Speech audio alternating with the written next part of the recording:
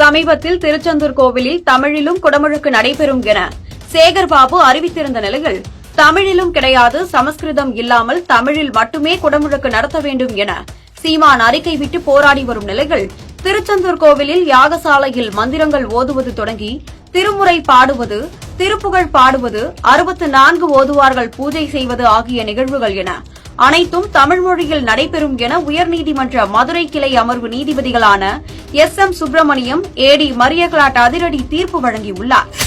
12 ஆண்டுகளுக்கு ஒருமுறை நடைபெறும் திருச்செந்தூர் கோவில் குடமுழுக்கு விழா தமிழில்தான் நடைபெற வேண்டும் என நாம் தமிழர் கட்சியின் தலைமை ஒருங்கிணைப்பாளரான சீமான் அவர்கள் கண்டன ஆர்ப்பாட்டம் நடத்தியதோடு தமிழில் குடமுழுக்கு நடக்கவில்லை என்றால் திருச்செந்தூர் கோவிலை முற்றுகையிட்டு தமிழில் குடமுழுக்கு நடைபெற வைப்போம் என எச்சரிக்கை விடுத்திருந்தார். இந்நிலையில் சீமானின் இந்த பேச்சு தமிழகம் முழுவதும் அதிர்வலையை ஏற்படுத்திய சூழலில் தமிழ்நாடு அரசு அதற்கு அடிபணிந்து திருச்செந்தூர் கோவிலில் தமிழில் குடமுழுக்கு நடைபெறும் என அறிவித்திருந்தது. இருப்பினும் இந்து சமய அறநிலைத்துறை அமைச்சரான சேகர்பாபு அவர்கள் தமிழில் குடமுழுக்கு நடைபெறும் என கூறாமல் தமிழிலும் குடமுழுக்கு நடைபெறும் என கூறியிருந்தார்.